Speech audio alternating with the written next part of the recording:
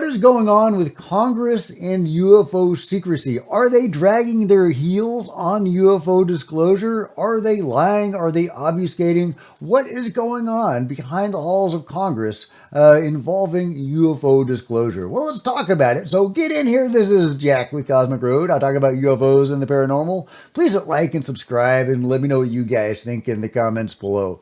Yeah, I wanted to go over some statements from Michael Herrera and Jeremy Corbell. They give us kind of a little peek about what's going on with whistleblowers in Congress and what exactly has been going on.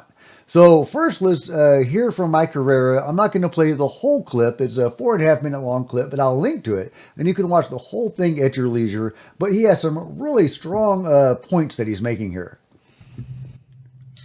It's looking like a clown world out there, guys. The disappointing thing is the assurances that we get from officials on Capitol Hill that, oh, it's safe to do this and you should do this and we need more people to come forward and all that kind of stuff. But Luna, what the hell are you doing? You have people that are there testifying with your task force that you stood up, that you got allocation to do so with funding. So when somebody says that they have some proof of some sort or some kind of, information, isn't your task force supposed to go forward with that and make sure that that job is done, that task, i.e. task force? Because then you all of a sudden, I got another meeting, I had to do this. Well, if somebody divulged this, some counterparts of mine, for example, they're not helping anymore. We're not going to help. We're tired of getting the runaround. We're tired of seeing the clown show that exists that could have been solved within 18 months, realistically speaking, with the actual intelligence that you guys have had for the last, 2.5, 3 years. So what are you guys scared of? What? Yeah, I think that's a wonderful point that they have had this information for all this time. We know that David Grush, for example, gave information to them in a skiff, a classified environment. He wasn't able to present the information himself, but they have the information and they have other information as well. We've been told they were waiting for David Grush to actually join them on the task force as a staffer before pursuing the UFO stuff seriously. And so I'm hopeful that that will happen now. But why hasn't it happened until now? Why did he have to meet them personally in a skiff to talk to them about this when they have had access to this information all this time? And it sounds like UFO whistleblowers are getting frustrated and they're no longer wanting to come forward as much. Now we have had some encouraging news, like the NASA guy that just came forward. And so on. I think other whistleblowers are emboldened by those that have come forward, but it sounds like some of the UFO whistleblowers that have come forward are very frustrated by dealing with Congress and the lack of follow through on some of this. And we're going to get into more of that. Some statements from Jeremy Corbell on episode 65 of Weaponized. And we're going to hear from Jeremy directly, but Mike Disclosure gives a good rundown of some of the information. And then we're going to hear from Jeremy put it in his own words. Breaking. Why didn't Matthew Brown testify? And I haven't really wanted to get into the whole drama with Michael Schallenberger and Jeremy Corbell before, but I think it may be pertinent to this conversation. So I'm going to dive into it. And also we have more information now. We kind of know what it was about now. Okay, well, getting into it. Reading from Mike Disclosure, and thank you, Mike, for posting this. Matthew Brown, the whistleblower behind the Immaculate Constellation report detailing UAP surveillance and intelligence collection, was ready to testify under oath. Brown met personally with Representatives Burchett, Luna, and Nancy Mace months before the hearing, escorted by Jeremy Corbell, and he's going to describe exactly how that happened, who had spent nearly a year protecting and vetting Brown. Brown offered his name, credentials, and documents, all off the record, to ensure Congress would treat him seriously and securely. They promised him a seat at the hearing. They lied. In Weaponized episode 65, Corbell and George Knapp revealed that Representative Nancy Mace, long seen as a champion of UAP transparency, orchestrated a cover-up. On camera, Mace falsely credited Michael Schellenberger with submitting the 12-page Immaculate Constellation report, even though Schellenberger only saw it the night before. Mace knew Brown authored it. She met him. So why did she hand the credit to someone else and keep the real whistleblower off the stand? And we had been hearing from people like Jerry Moskowitz that there had been interference, that they had wanted to bring some people forward, but they hadn't brought them forward for whatever reason. And we may be getting some insight into what he was talking about here. Jeremy Corbell's investigative outrage is on full display. He recounts how in the hearing room he immediately confronted Schellenberger when Mace gave him undue credit. "Hey, Michael, she just lied. Are you going to correct the record?" he yelled to Michael Schellenberger, who stayed silent, offering no correction. To Corbell, this silence signaled complicity in a controlled narrative. On the podcast, Corbell blasts the charade. A bona fide whistleblower's evidence was co-opted by a proxy witness, turning a first-hand account into second-hand testimony. He and Nat suggest certain media figures are being positioned as controlled messengers rather than independent truth tellers. Now to that, I would say that Michael Schellenberger has said that he has corroborated the Immaculate Constellation information with multiple sources. So fair is fair, right? Credit where credit is due. He does have multiple sources corroborating this information, and Jeremy Corbell only had one. But at the same time, if Matthew Brown is indeed this first-hand witness to this information, then why not bring him on the stand? So, and they had the opportunity to do that. So why didn't they do that? Great point. So let's just hear from Jeremy describing all this himself in his own colorful words. I may have to edit out some of his F-bombs. I'm starting it at a point after some of the F-bombs. We'll see how many are still here. I don't know, man. You're going to have to ask him. I think he needs to explain to you why he lied. I met with him the night before. Talking about Michael Schellenberger the night before the hearing where the Immaculate Constellation stuff was brought forward. And showed him the document. I don't know if we're going to put this in our weaponized book, but... Yeah, you notice there was a cut there. They did cut something out of that. And but they do go into the document a little bit. I did. That's the truth. So, Danny, maybe you could answer this, but Just to clarify, he had never seen a document until the night before, the document that Congress gave him credit for submitting.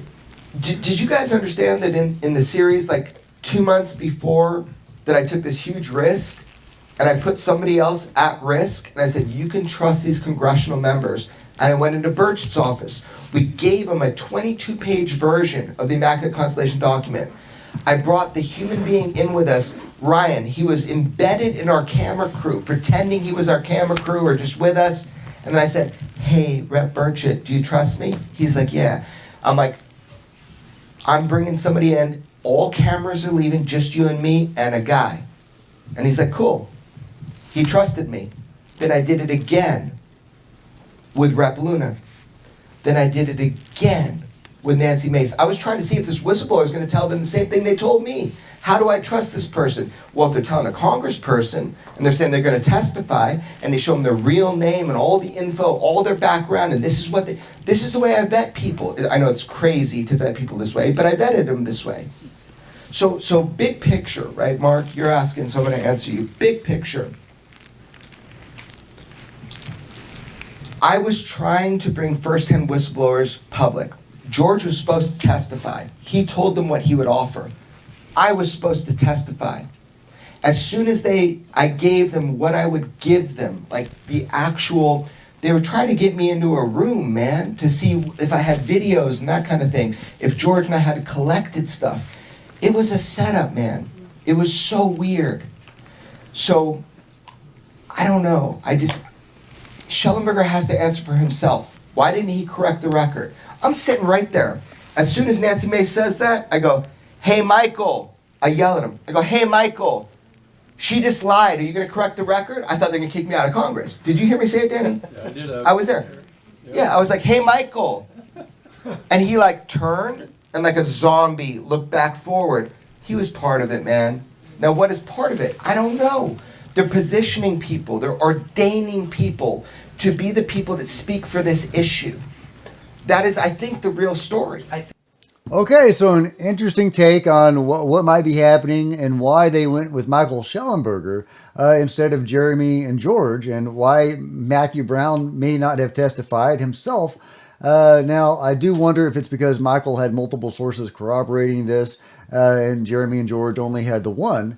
But at the same time, yeah, if they did have the opportunity to bring Matthew Brown forward personally to testify, and they didn't, why didn't they? Why did Michael Schellenberger take the credit for that and not correct the record on that? Has he been ordained as a source for this information, whereas maybe Jeremy is too colorful?